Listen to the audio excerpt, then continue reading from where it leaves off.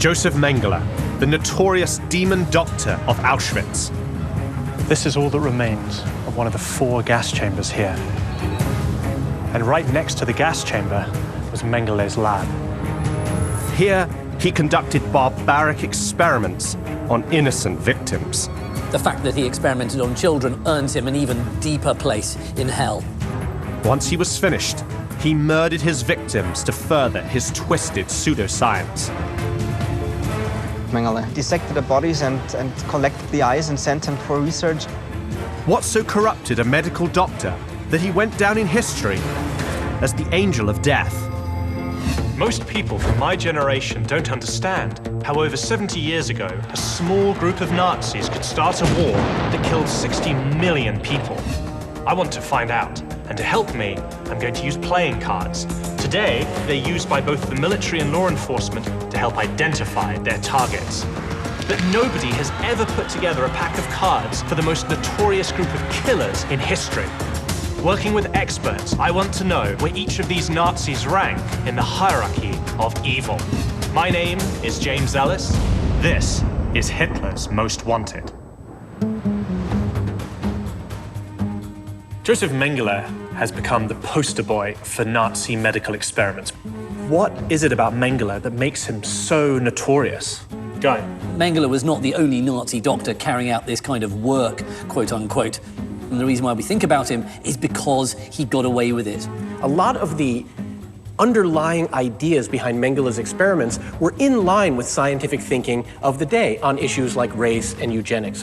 What was not in line with the scientific thinking of the day were the practices. Well, there's no question that his work was unethical. But one of the things we need to consider is the distinction between the ethics of the science and the validity of the science.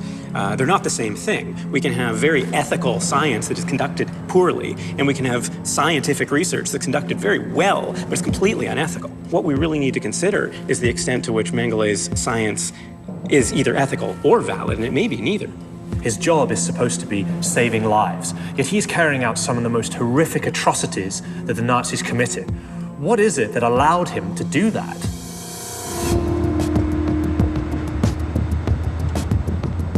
To answer the question, I'm starting my investigation in Günzburg, the picturesque German town where he grew up.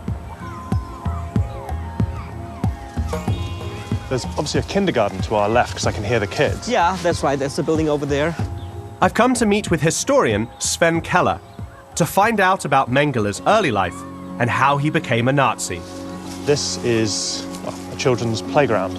Yeah, the Ruth Mengele playground, actually. So it's named after a member of the Mengele family? Yeah, it's named after the wife of one of the brothers of Josef Mengele.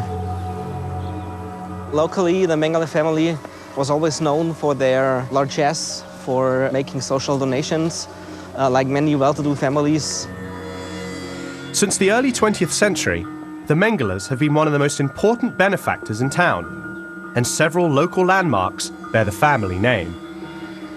Is it just me, or is it really creepy that there's the Mengele name stamped onto this children's fort in a playground named after a member of the Mengele family, and Josef Mengele carried out heinous experiments on children in Auschwitz? Well, I'm actually with you there.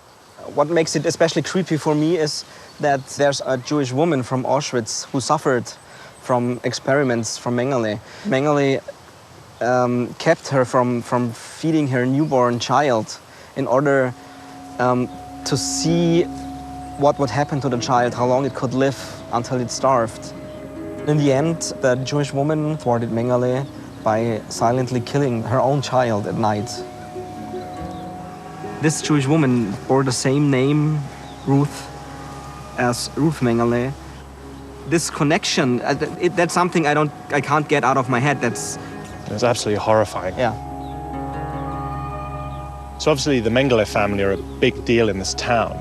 Can you tell me a bit more about them? This was a very respected family. They came up from nothing. They were like self-made men. That was something that people admired. Josef Mengele was born in 1911 into a conservative Catholic family. His father, Karl, ran a successful farm equipment company, that grew to become the second largest employer in town. And what was Josef Mengele like as a kid? What do we know about him? That's not so easy to answer. There are not very many sources. The people that grew up with him, they describe him as likable. Was there anything that was happening in his childhood, anything that he was doing that sort of hinted at the horrific actions he would partake in later in his life? Not at all. None at all? I would say not at all, no. So he was just a normal kid growing up in an affluent family in this nice town in Bavaria? Yeah, that's what I would say, yeah. Throughout Josef's adolescence, the Mengele business continued to grow, as did the family's influence over the town. In the early 1930s, Hitler visited Günzburg twice to drum up support for the party, even giving a speech at the Mengele factory on his second trip. By 1933, Karl Mengele had bribed his way onto the town council.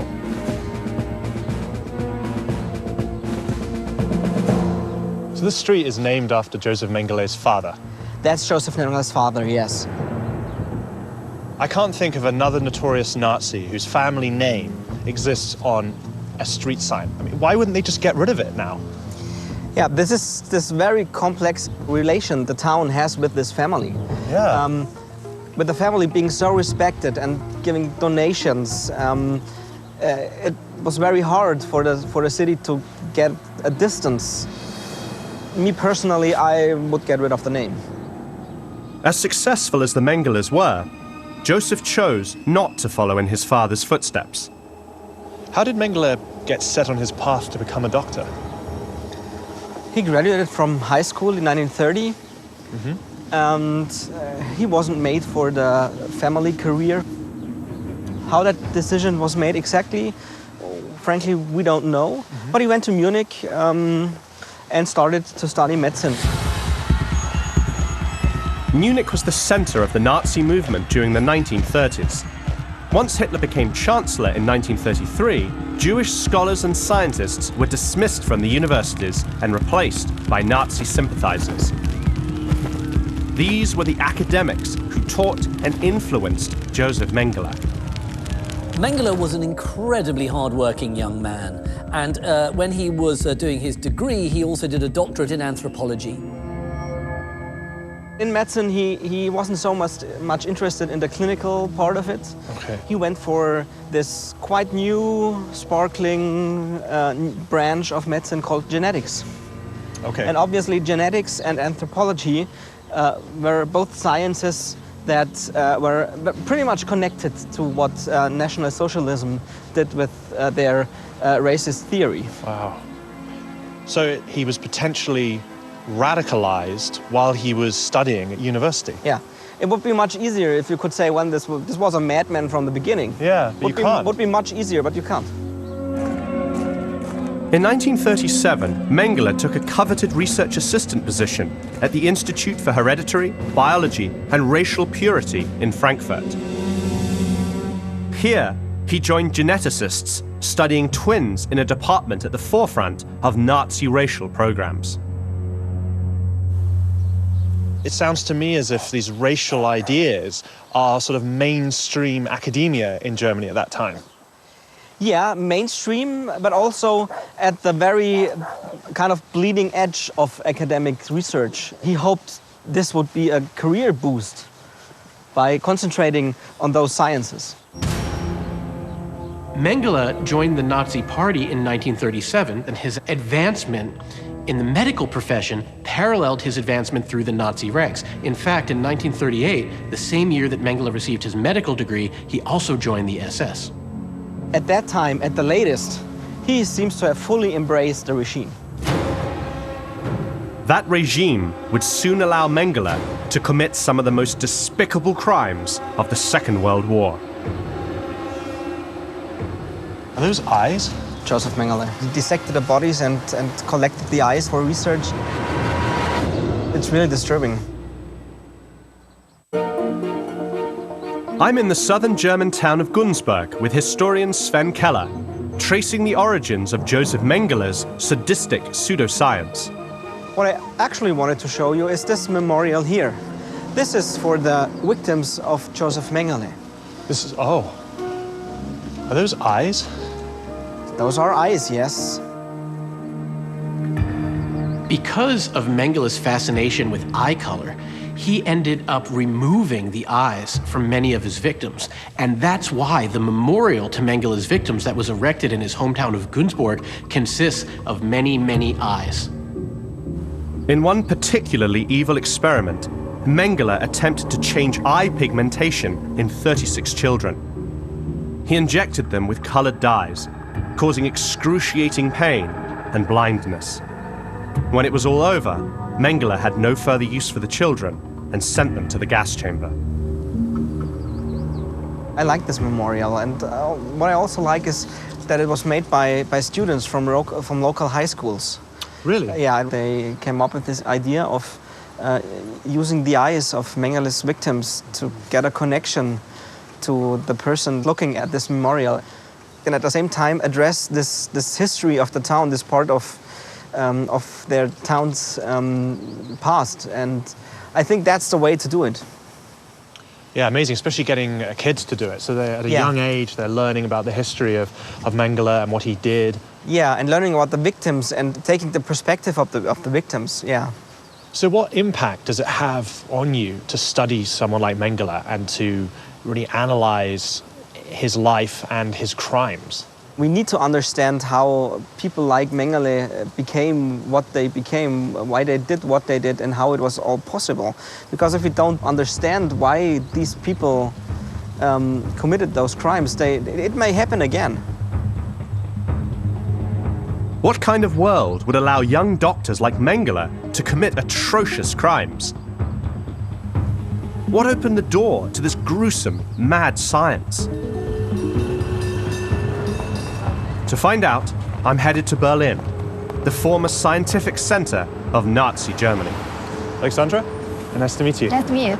I'm meeting Dr. Alexandra Lovenau, a historian and expert on eugenics during the Third Reich. The eugenics movement was all about destroying or eliminating mental diseases and not only mental diseases but also physical deformations. Eugenics is a set of beliefs and practices that aim at improving the genetic composition of the human race. Today, this type of negative eugenics is obviously seen as quite repugnant. In the 1930s, the Nazis turned to eugenics to help realize Hitler's dream of a master race. They started by weeding out so-called defective Germans. Less than 6 months after Hitler took power, any German who was disabled, mentally ill, or diagnosed with a hereditary disease was forced to undergo sterilization. So about 400,000 people were sterilized. Mentally ill people were not allowed to reproduce, to have babies. But preventing so-called worthless Germans from having children wasn't enough for the Führer. Not only did the Nazis want to stop mentally and physically ill people from reproducing, they wanted to eliminate any need to spend resources on caring for them. The Nazi government decided that it simply is too costly to keep them alive. Therefore, they should be murdered. Yes. They started with children below 3 years old. Who was killing the children? These were physicians. Mengele is very much part of the kind of Nazi medical community, which actually thinks that anybody who is disabled or quote-unquote defective in some way should be put to death. In 1939, Hitler ordered gas chambers added to 6 designated institutions. Patients deemed unfit to live were sent there to be killed. It was a clandestine operation, later named Action T4. However, it was basically impossible to keep it as a secret. Hitler couldn't afford a public backlash during wartime. Action T4 was cancelled in August 1941. But the Nazis ordered physicians to continue the slaughter in a more concealed manner. What brings someone who is in a profession that's supposed to heal people and save lives, what brings them to commit mass murder? The majority of T4 Action physicians were relatively young, like Mengele. These were people who graduated in the mid-30s. Students were told not to waste your time, energy, and career on trying to help people who could not be helped, because they're not going to improve. Right up until the end of the war, Nazi doctors murdered another 200,000 people. This is totally chilling, because the idea that any human being who's not perfect in some way is regarded as being a drain upon the rest of humanity. And the idea that if you eliminate all these people, you either murder them or you sterilize them, that you're actually going to make humanity better is obviously completely evil, because it's not accepting the fact that human beings aren't perfect. After the Reich's most vulnerable citizens were murdered by the very people sworn to look after them, Nazi physicians took their inhumanity a step further. In some cases, it also happened that the researchers would visit killing centers and examine patients themselves, still living patients. And if they found someone interesting, the brain of that person would have been delivered. You're saying they would select someone and say, you know, I want to examine that person's brain. And so that person was murdered in order for them to conduct experiments on their brain. Yes.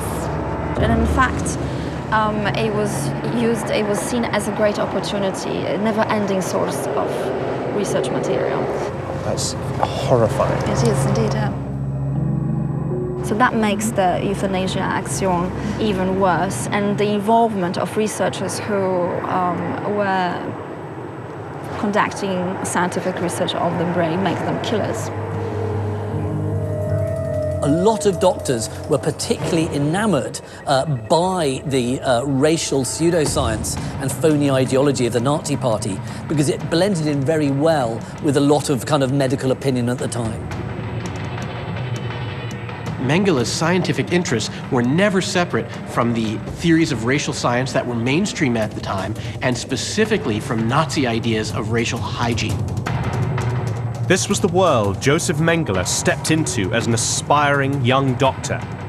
He would soon embrace the Nazis' inhumane ideology with a chilling zeal. He had absolutely no human feelings towards these children.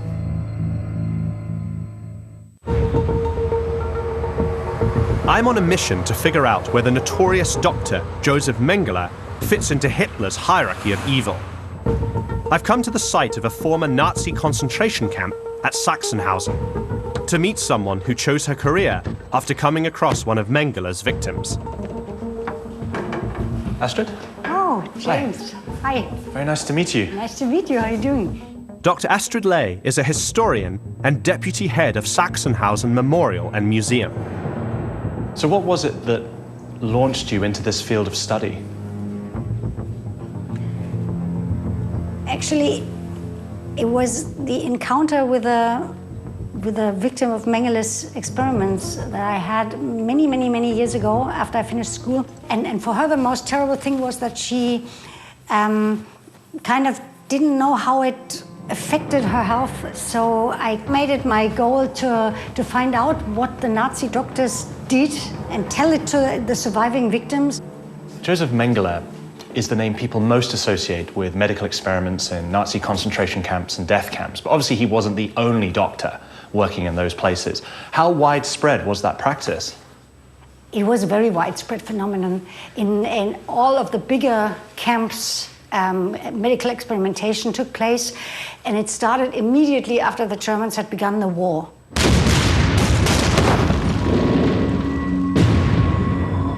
The Nazis also encouraged medical experimentation to support the war effort. Doctors were trying to cure injuries resulting from war by testing vaccines for infectious diseases that come up during the war, like hepatitis, like typhus. The Führer offered up a deeply unsettling and vast new testing ground to unethical physicians like Josef Mengele, looking to make medical history. For doctors and for ambitious researchers, ethical constraints on using human subjects could sometimes be frustrating. The concentration camp system provided subjects that doctors were free to experiment on as much as they wanted. What sorts of medical experiments were taking place here? At that time, hepatitis was not known like we know today, being a viral infection. So one doctor, what he did is that he went to Auschwitz, he selected with Mengele 11 Jewish boys. The boys were transferred to Sachsenhausen. The boys were infected with tissue biopsied from German soldiers suffering from hepatitis. We do have testimonies of a prisoner's nurse, a male nurse, who was describing how the boys were crying, what extreme pain and how they were frightened. And the doctor didn't seem to care. These Polish Jewish boys, for him they were nothing better than guinea pigs. During the war, a grisly array of medical experiments was conducted across 8 of the largest concentration camps. How could a doctor whose job it is to care for people, how could they be so cruel? Yeah, this is what we really don't understand. It shows an extreme ability to distance yourself from the suffering of your victim. And you can only do that when you don't consider this person being a human being. Empathy is the ability to feel what another person is feeling. If you feel sad when you see another person sad, or you get scared when you see another person who's scared, that's empathy. It's quite clear that the Nazis didn't feel empathy because they dehumanized their victims to such an extent that they didn't feel empathy for those people. The appalling way in which these experiments were conducted ultimately did next to nothing to advance medical science, except in a small handful of isolated cases. Today we know that hepatitis is a viral disease because of this experimentation. That's really disturbing. So the medical experiments were both for helping soldiers on the front line, but also as part of justification for Nazi racial ideology. Yeah, definitely. Josef Mengele would take this ideologically based research to another horrific level. Mengele was interested in heredity, and at that time, a way to study heredity, to see which characteristics were environmental and which were inherited, was to look at twins. And I'm guessing that twin research, was that something that was specific to Mengele, or was that something that was being done in the wider scientific field at that time? It was something that was very acknowledged, and Mengele was actually, he was not a nobody. He was one of the leading geneticists.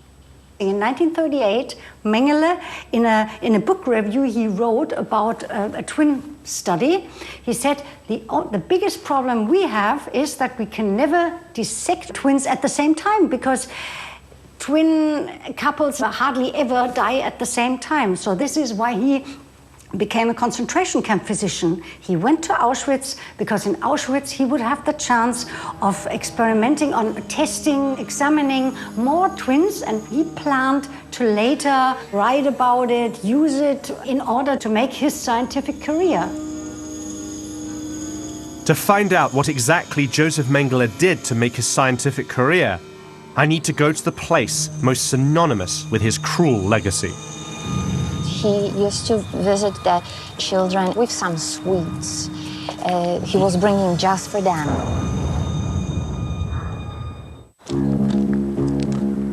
I'm on a mission to figure out where Dr. Josef Mengele fits in Hitler's hierarchy of evil.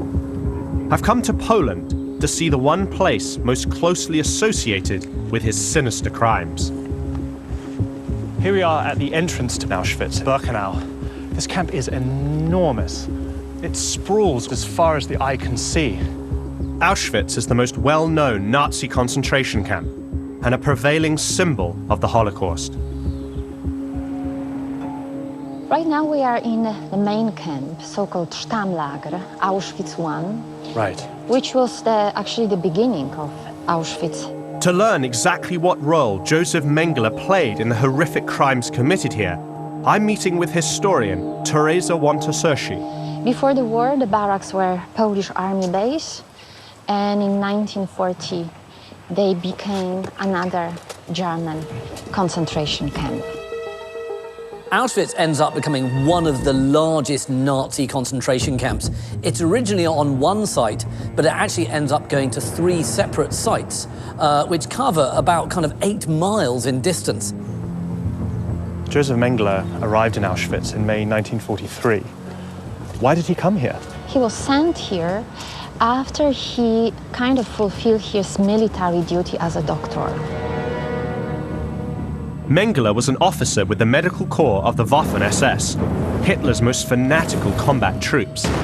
He was wounded on the Eastern Front in 1942, and after recovery, requested a post to Auschwitz. Josef Mengele was one of quite a few doctors at Auschwitz. When the trains came into Auschwitz, it was the job of one of these SS doctors, including Josef Mengele, to select the Jews as to who was going to go to the gas chambers and who was still fit enough to work. He literally was just going left, right, and whichever way you went determined whether you were going to be dead in a matter of minutes or whether you were going to live another day and maybe survive a few weeks until you were worked to death. So that was one of his primary roles. His other role was to use Auschwitz as an experimental laboratory to conduct his very twisted pseudoscience. Doctors like Mengele regarded a body of human people as essentially just that, a body. And if you could kind of excise the cancerous part of that body, i.e. the races you regard as being infectious, unclean, diseased, such as Jewish people, then you'd be doing the body itself a favor. Here they started to send families. They started to send children. So having families meant to have the twins and triplets together for the experimentation. The exact purpose of Mengele's research on multiples is still unclear, but it's widely believed he spared twins from the gas chamber because he hoped to find in them the secrets to genetically engineering Hitler's master race. At the time, the genetic code was not fully understood. He was actually undertaking some of the introductory research into hereditary studies with twins. Twins were regarded as useful for this kind of research because you could look at 2 people with identical genetic material and see what was the same about them and what was different. And so you could conclude which characteristics were influenced by the environment and which were inherited. Mengele had to first differentiate which features were replicated and which showed some variation. Only then could he try to eliminate undesirable and so-called racially impure traits. He used to visit the Roma children in Birkenau with some toys, with some sweets. He was bringing just for them. He used to give them toys and sweets. He did. This is how he was remembered. So he would bring them toys and sweets, and then he would take them and carry out his experiments on them. This is true. Once the children were inside Mengele's laboratory, the torture began. Crude surgeries, painful tests, needless amputations, wounds deliberately infected, and exposure to fatal disease were all routine. Mengele was completely devoid of human feeling while he was conducting experiments that he thought were in the name of scientific progress, but he didn't care that they were incredibly cruel and inflicted untold suffering on his victims. Scores of Mengele's victims died before he even finished experimenting on them. Those who survived rarely fared better. For the very last step, the children were killed. So this is what happened for most of the children. So after they'd been experimented on by Mengele, they were killed, and then someone conducted an autopsy on their bodies. This is correct. Clearly, it requires utter sadism to carry out experiments on living people and indeed to kill them just to find something out. There's an appalling story in which Mengele and one of the other Auschwitz doctors are arguing about whether a child has got tuberculosis, and Mengele maintains that he has, and the other doctor maintains that he doesn't.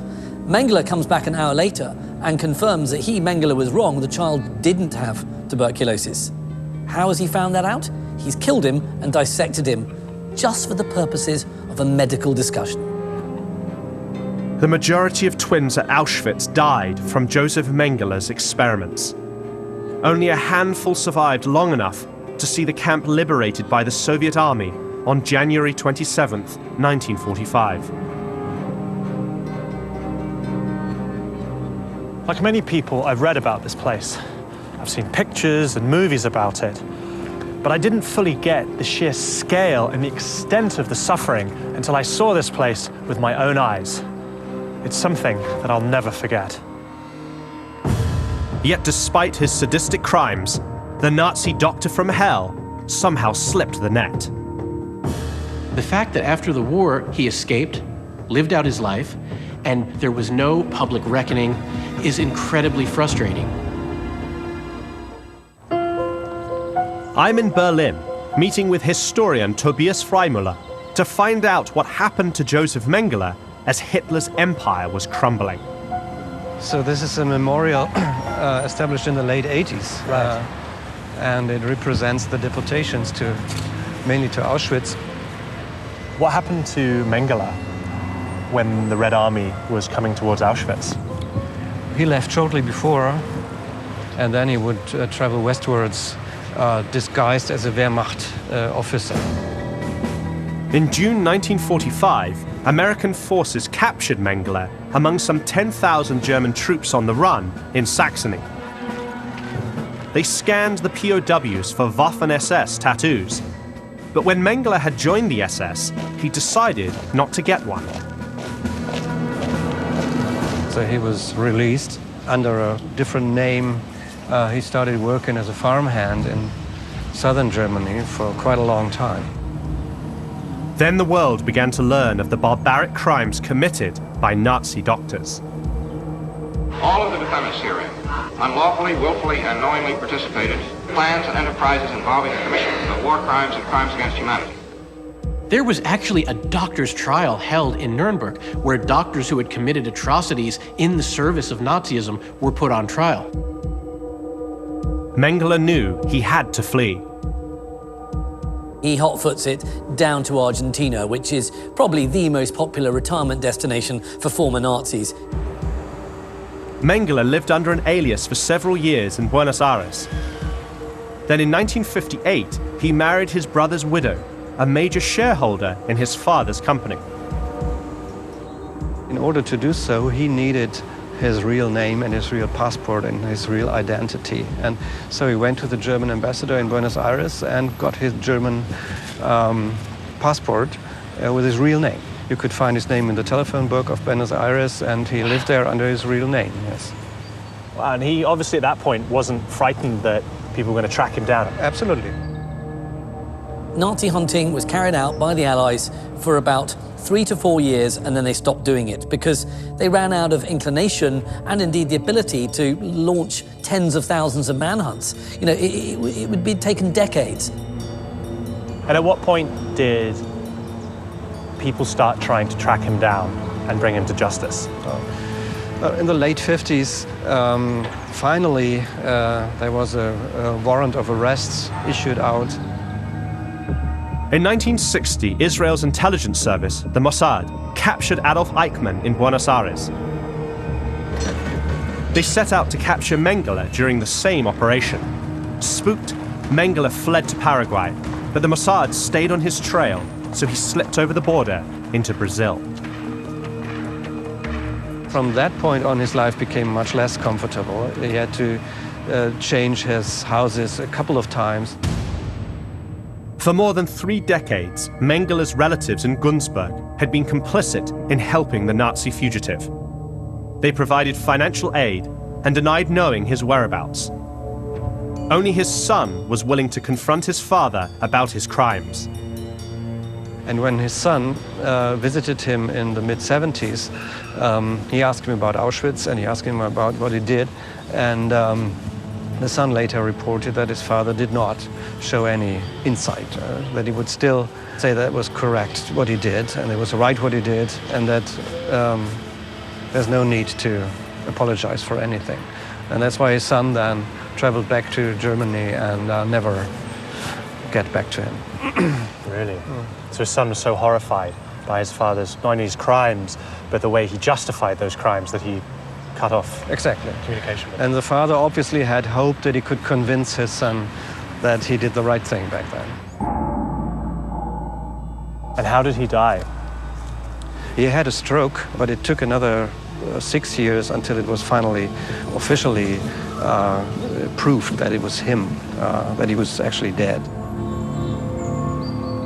Mengele is only hunted properly in 1985, around the time of the 40th anniversary of the kind of end of Auschwitz, which was in January 45. That's when German police raided the home of Mengele's childhood friend in Gunsberg and found evidence of the doctor's death. What's ironic about Mengele's ultimate fate is that when his bones are dug up at this graveyard at a place called Embu in 1985, his skull is held up and shown to the world's media. And those bones now have ended up in a lab, where they're looked at by medical students. It's kind of fitting that he doesn't have a proper grave. He ends up in a laboratory. At what point did he become this notorious figure that epitomizes so much of the evil of the Nazi regime? I think it's basically because he performed so terrible medical experiments, and it's easy to picture this. It's not so easy to picture what Eichmann did, but it's easy to see that doing medical deadly research on twins, on children, or deciding which Jew should sent directly into the gas chamber and who is not, is something completely and deeply inhuman. So this was a monster, a picture of a monster that he had escaped, made the whole story even more interesting. Mengele was never known to express any remorse or take any responsibility for his crimes. The fact that after the war he escaped, lived out his life, and died from having a stroke while swimming is incredibly frustrating. There was no public reckoning. There was no chance for the victims and the survivors to testify and to put their story before the world and to see some measure of justice dealt out to Josef Mengele. Now that I know Josef Mengele's key role in the inhumane medical experiments conducted in the service of the racist Nazi regime, it's time to figure out where he stacks up in Hitler's hierarchy. Auschwitz offers an environment unlike any other, a place where a physician can experiment on human beings with no moral retribution at all. After retracing the story of Josef Mengele's murderous exploits through Germany and Poland, it's time for us to decide where this demon doctor fits in the hierarchy of evil. Using our unique system of playing cards, I want to determine where Josef Mengele ranks in Hitler's Most Wanted. There's so many horrific elements to Mengele's story, but one that really stuck with me is the stories about him doing selections on the ramp at Auschwitz. Yes, I think it's also important to remember that Mengele is one of many doctors in many camps carrying out this sort of work. I use the word doctors with inverted commas because I think you've actually given up deserving to be called a medical person if what you're doing is slaughtering people, essentially. With the flick of his wrist, Josef Mengele held the power of life and death over so many innocent victims. What led a physician from a wealthy and respectable family to carry out such horrific acts? Mengele was incredibly ambitious, and he saw the work that he was doing at Auschwitz as having the potential to open doors for him for his future career. When he took that ambition and took the state of science and combined it with a complete lack of ethics and a lack of human feeling. As well as ambition, he was motivated by a twisted form of anthropology.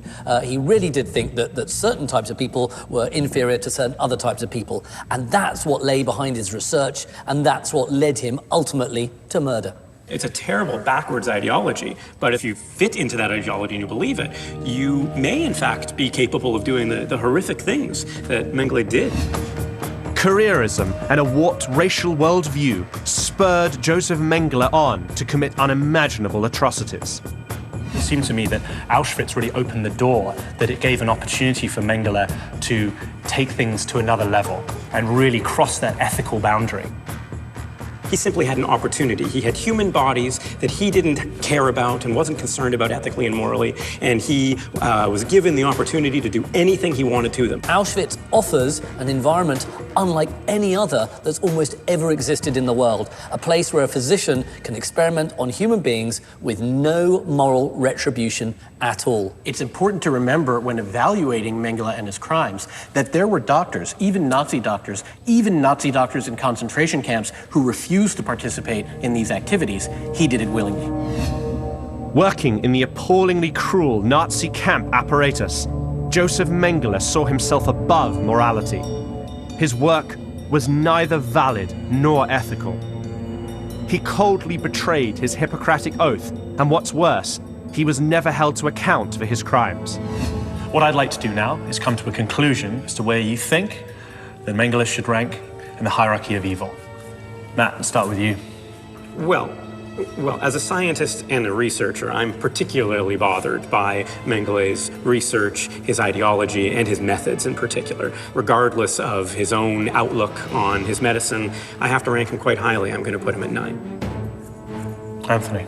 If we were ranking based on cruelty, he'd be in the top 5. But we're ranking based on his centrality to the Nazi regime's atrocities. I'm not convinced that he was central. He was part of a system that spanned hospitals, universities, concentration and death camps. He was one among many. He's number 49. Guy. I'm going to score very differently to you, but almost identical reasons. I think that actually he is a symptom of an evil way of thinking. It was a way of thinking that actually we had to fight against, and it's actually partly why we went to war. His sadism and cruelty, of course, knows no bounds, but because I regard him as a symbol of all that was totally twisted about that way of thinking and about the regime, I am going to put him very high up, and I am going to put him at number 5. So the three of you have very different perspectives. For me, it's very simple. We're talking about a hierarchy of evil, and I can't think of anything more evil than torturing and murdering children. So for me, he has to be in the top 10, and I agree with Matt here. He's number 9. He is the Queen of Spades. Perhaps the most notorious Nazi fugitive of all, Josef Mengele has become the embodiment of pure evil.